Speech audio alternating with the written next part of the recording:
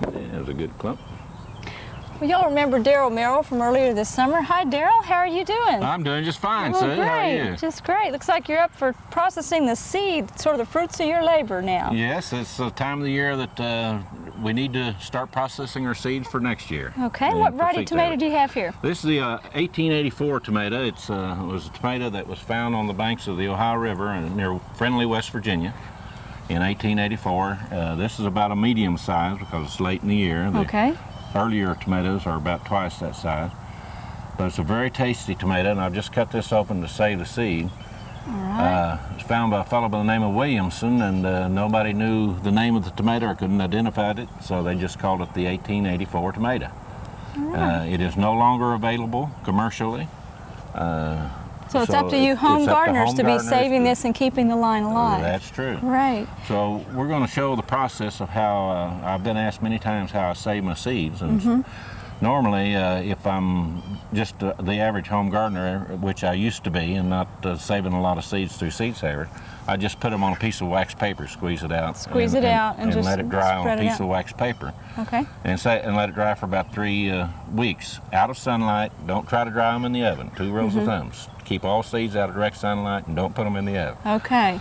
But now I use what is called the fermentation process, and this is the process I'm going through here now. First of all, I put the tomato underneath the water so that you don't get squirted.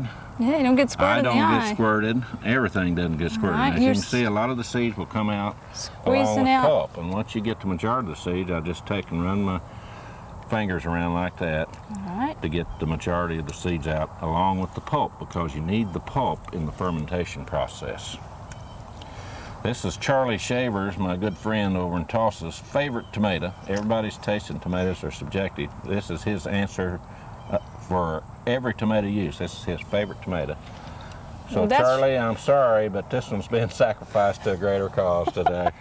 Charlie's out of luck today if he's going to get your last tomato that I've got a nice amount of pulp and all the seeds out of that quarter, and we'll let you and John test that for lunch. We can sample this one later.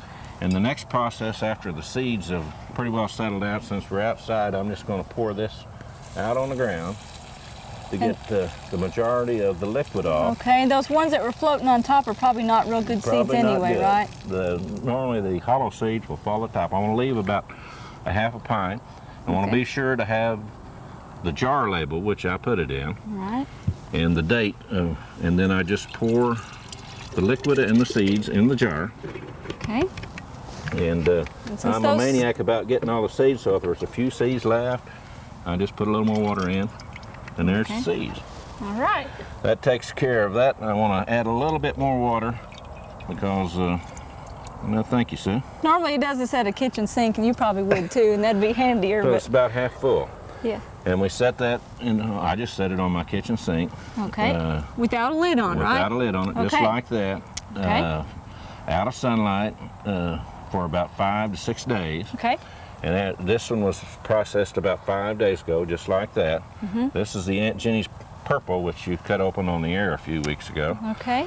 And what's the purpose of this scum on top? Okay, this is the fermentation process does at least 3 things. One is it removes the gel from the seed. All right.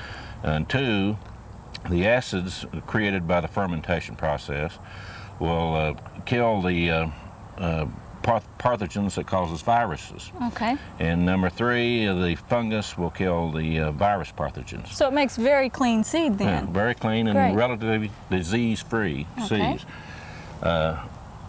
Once you have this process done after 5 days, and it'll normally form a white mold, and this will be clear. These jars have been jostled around a little, and the seed, you can see, has settled to the bottom if we can see that. Probably not because it's not very clear. Take the label off, put it on another plate, and you want to use a surface to drop them in that you can take the tomato off easily, so you don't only use paper plates. I use picnic plates or plasticized, or you can use ceramic. And we'll set this to the side to start fermenting. Okay. And so this gets run through the... This just gets poured, I just pour this just like this, directly into this little tub. Rinse out any seed that are in it.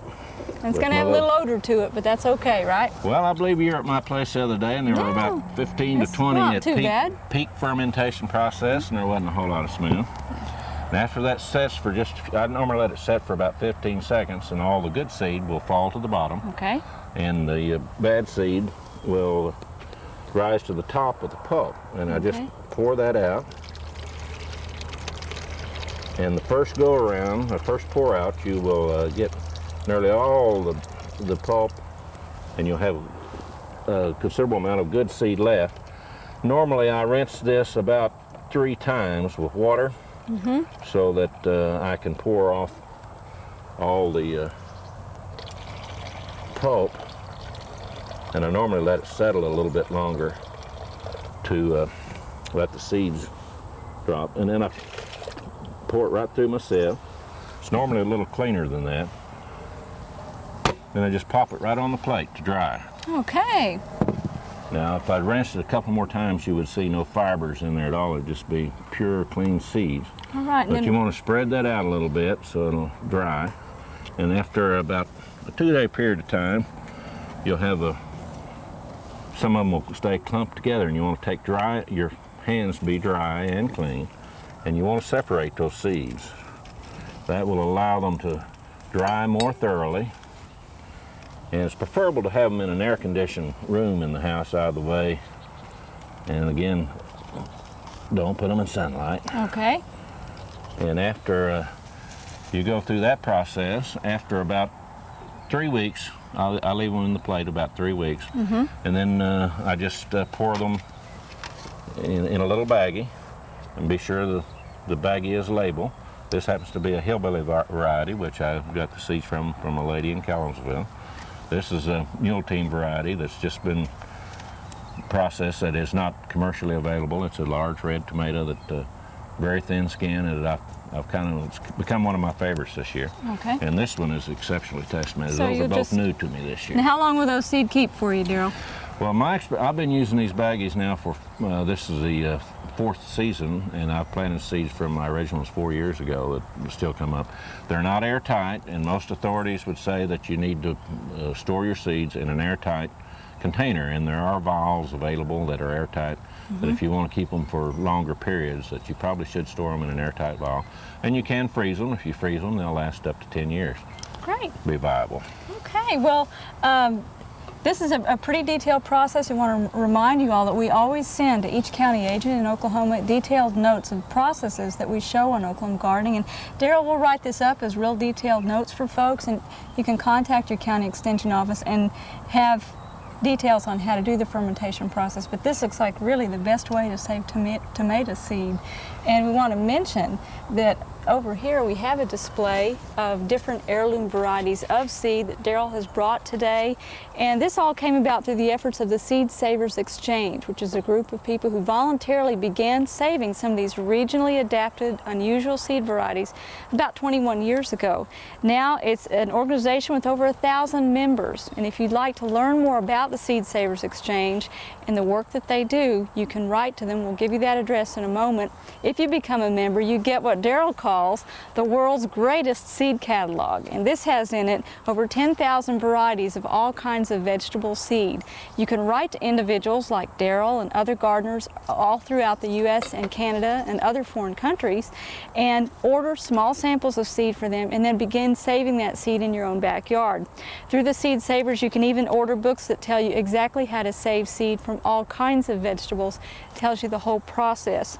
They have calendars, and they even have a book that we use in the Extension office called the Garden Seed Inventory. And this gives us a listing of the heirloom varieties that all the commercial seed companies are carrying. The alarming thing is many of them are being bought up by large conglomerates and dropping these regionally adapted varieties. So it's up to home gardeners like yourselves to save seed and keep the lines going. If you want to write to the Seed Savers Exchange, send them a $1 bill or a check for $1 in the mail to Seed Savers Exchange, 3076 North Wynn Road, Decorah, Iowa 52101, and they'll send you a nice color brochure that tells all about the work of the Seed Savers Exchange and some of these books that you can order and how to become a member. Darrell, I'd like to thank you for joining us again today, and hopefully you all have gotten a greater appreciation of the value of maintaining heirloom varieties in your own backyard. We hope you enjoyed this video. It's part of our OK Gardening Classics YouTube channel. You can also find more recent videos on our Oklahoma Gardening YouTube channel.